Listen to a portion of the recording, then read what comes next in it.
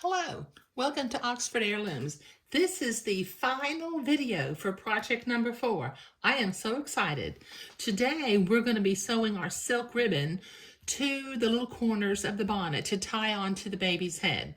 Now, the first one we're going to start with is our 1/4" ribbon. I have cut 4 pieces of 1/4" ribbon that are 12 inches long each. They're roughly the length of the side tops of the bonnet. So I've got 4 pieces. Let me set a few pieces aside for just a minute. Now what we're going to do, using my blue fabric marking pen, we're going to sew one ribbon on right down here at the bottom edge of the top side. We're going to sew another one on at the bottom edge of the back. We're going to sew another one on at the other bottom edge of the bag. And then over on the other side of the top sides, we're going to sew it on the sides back. So I'm not sure if you can see those blue dots or not, but I have made I've made some blue dots right where the entre-deux ladders come together.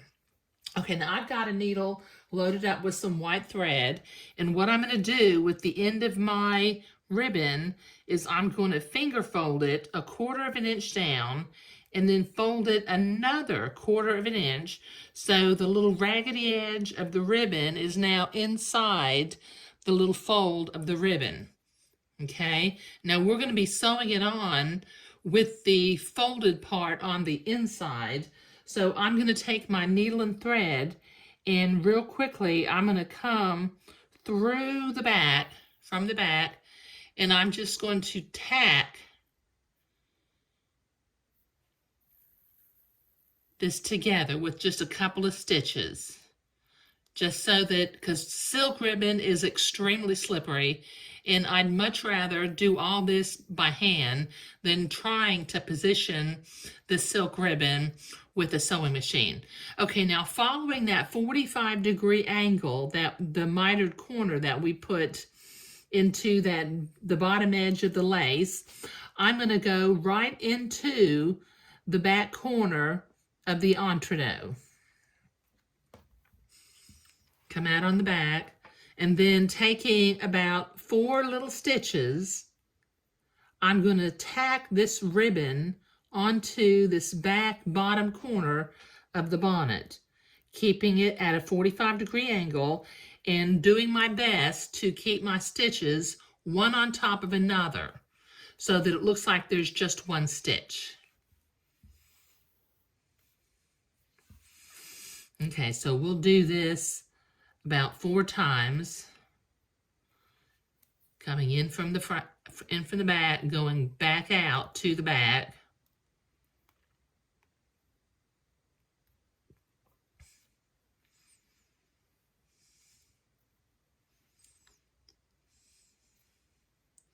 Okay, once we get this tacked on with several little stitches, we can just, whatever is your preferred method of tying a knot, tie a knot in the back, and then we're going to repeat this process for these other. We've got one corner done. We need to do this bottom corner on the bottom back, the other bottom back corner, and the bottom back corner on the top side. So I'll be right back once I get all 4 of these sewn on. Okay, so I've got those 4 ribbons tied on. Now before I move on to the front ribbons, I'm going to take the end of each little ribbon, and using my embroidery scissors, I'm going to cut it at a little diagonal angle, give it a little nice detail, and to keep it from fraying. I'll do this for each of the 4 little ribbons that are going to tie the back of the bonnet together. Okay, so I've done all 4 little ribbons with a diagonal line. Okay, now up at the front, I've got my 5/8 inch ribbon, and I've done a little bit of prep work on it. What I did was, if you watched the video for project number 3, A Bonnet for a Little Lady, we sewed some 5/8 inch silk ribbon onto that bonnet to tie the bonnet under the baby's chin, and we're going to do something real similar. Now, I started out like I did there. I folded the ribbon 1/2 inch, and then I ironed it. and then I folded it 1/2 an inch and ironed it again. Now the reason I iron it is, like I said, silk ribbon is highly slippery, and it just kind of keeps this lined up, and so it's not, you know, moving all over the place. Okay, now I'm going to be using a milliner's needle. And if you don't have any milliner's needles, I'll put a link down below, but I'm going to be making a bullion rose rather than a 6-flower petalette to hold this on. Now, this particular set of milliner's needles comes in size 3, 5, and 7, and I believe I'm using the smallest, well, I am using the smallest needle, which I think is the largest number. It's a number 7 milliner's needle. Okay, now what I'm going to do is like what I did when we did the bonnet for the little lady. I'm going to use my fabric marking pen, and I'm going to draw a little blue dot just about 1/4 inch from the top and in the center of the ribbon. Now I'm going to carefully hold it at a 45-degree angle where we're right over the entre-deux ladder, and using my milliner's needle, and I'm using ecru floss, just so that you'll know, ecru floss. It doesn't have a color number. This is DMC ecru floss. I've got 1 strand of floss, and I'm going to come in from the back 1/8 of an inch. Let me move that up a little bit. I'm going to come up 1/8 of an inch to the left of my blue dot. And then going through the process of creating a bullion rose, I'm going to make 3 bullion knots. Okay, now I'm going to wrap my thread around my milliner's needle 14 times. 1, 2, 3, 4, 5, 6, 8, 9, 10, 11, 12, 13. Okay, so I have wrapped that 14 times. Then I'm going to make my bullion knot real carefully. I'm kind of at a bad angle to do this.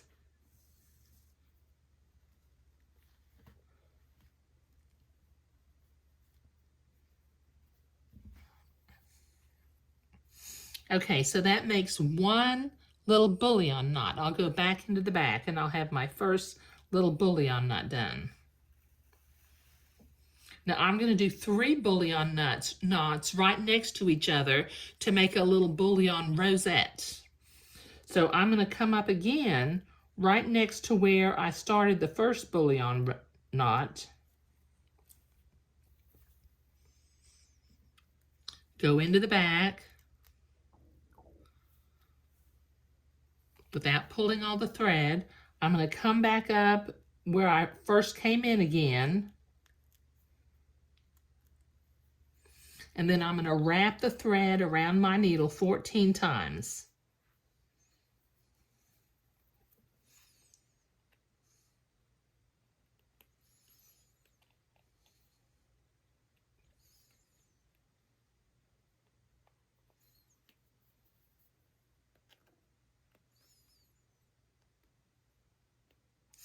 Oh, I lost track. Let me try that again. So I'll take it off. I'm going to count again because my thread got caught on me. So 1, 2, 3, 4, 5, 6, 7. Push it down. 1, 2, 3, 4, 5, 6, 7. Push it down. Okay, now holding that coil with my left thumb and forefinger, I'm going to pull up through this.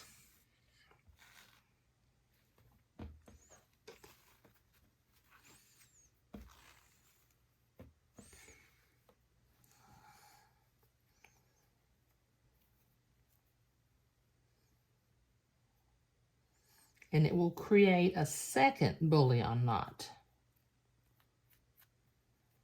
Okay. And then I'm going to do this one more time, but I will do this off camera because this is kind of taking me a while. Okay, as you can see, that creates a lovely little 3-knot bullion rose. Now, I want to have some little lazy-daisy leaves on either side of it. So I've got 3 strands of 369 green floss, and I'm going to come up on the left side of the bullion knot and create a 1/8 of an inch lazy daisy stitch. This will take me a minute to do.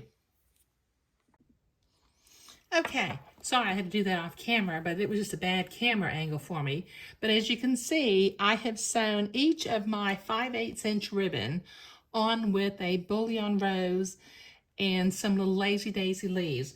And once again, the floss colors I used were number 369 green and DMC Ecru. Both of these are by DMC. Okay, now the next thing I want to do is I want to trim the bottom of my ribbons, cut them both diagonally. So I'm going to fold the bottom of the bonnet together, and then I'm going to grab the two ribbons, pull them out to the end. You know, they're the same length because they were both 18 inches. And then using my embroidery scissors, I'm going to cut a diagonal so that the ribbons won't fray. Now, in order to finish the bonnet, the way the bonnet works is the back of the bonnet comes down like this, and you tie a little knot, and then you tie a bow. Okay, so we've tied that back corner together. Then we're going to come over here and do the same thing.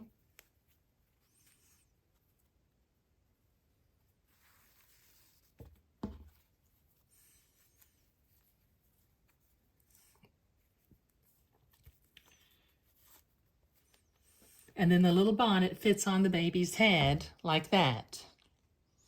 It's really, really sweet, isn't it?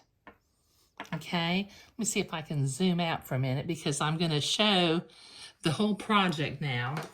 So this bonnet and the day gown, that with the gender neutral day gown we made, are made with some of the same details. We've got the same laces, the same insertion laces. The pin tucks are the same width apart. The edging lace on the bonnet and the edging lace on the sleeve are the same lace. The edging lace for the bottom of the gown comes from the same family, so they blend together also. But that just turned out just completely lovely, and I'm really pleased with the way it turned out.